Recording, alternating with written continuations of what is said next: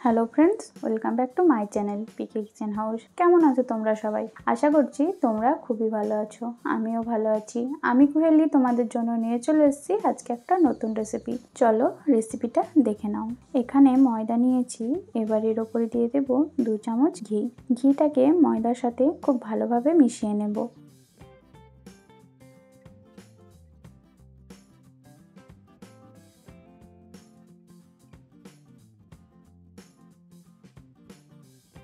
সব কিছু খুব ভালোভাবে মিশিয়ে নিয়েছি।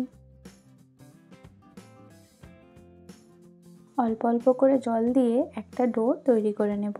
ডোটা খুব বেশি নরম বা খুব বেশি শক্ত হলে হবে না, এটাকে মিডিয়ামই রাখতে হবে। এখানে ডোটা আমার রেডি হয়ে গেছে। 15 মিনিটের জন্য এটাকে রেস্টে রেখে দেব। ততক্ষণ চিনির রসটা তৈরি করে নেব। তার জন্য কড়াই দিয়ে দিয়েছি 2 কাপ চিনি, আর 2 কাপ চিনির জন্য এখানে আমি 1 কাপ জল দিয়েছি, আর দিয়েছি এলাচ। এখানে একটা চিপচিপে রস তৈরি করতে হবে।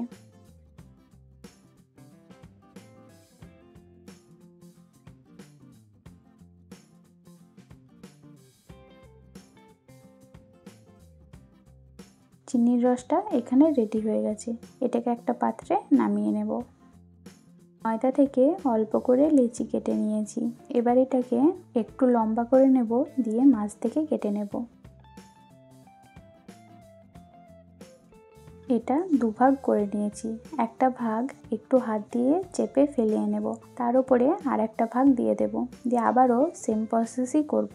এইরকম ভাবে 8-10 বার করে নিতে হবে, তাহলেই গজার মধ্যে একটা খুব ভালো লেয়ার চলে আসবে।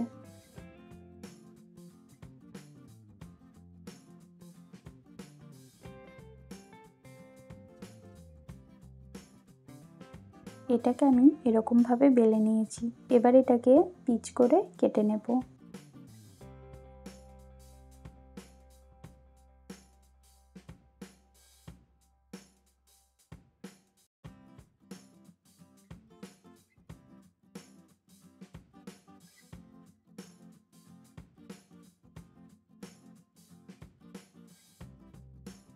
গজাগুলোকে এখানে কেটে নিয়েছি।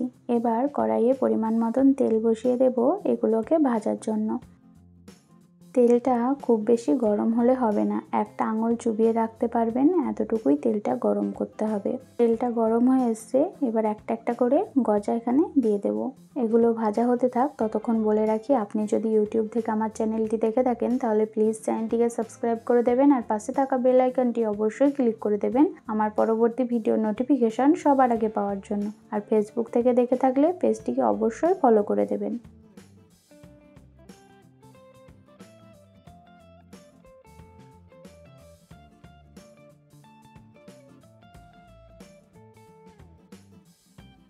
এগুলো ভাজা হয়ে গেছে, এবার এগুলোকে তুলে নেব।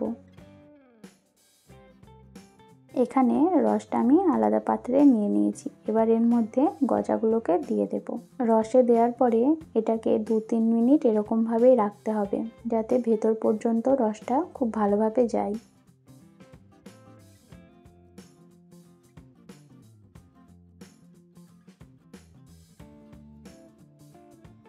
পরিবেশন করে দেব আমাদের আজকের রেসিপিটি কেমন লাগলো আমাকে নিচে কমেন্ট বক্সে অবশ্যই কমেন্ট করে জানাবেন। রেসিপিটি যদি ভালো লেগে থাকে একটা লাইক, কমেন্ট, শেয়ার করে দেওয়ার অনুরোধ রইল। বাড়িতে অতি অবশ্যই একবার ট্রাই করে দেখবেন, আশা করছি আপনাদেরও খুবই ভালো লাগবে। এখানে আমি একটা ফাটিয়ে আপনাদেরকে দেখিয়ে দিচ্ছি ভেতরটা কতটা রসালো হয়েছে।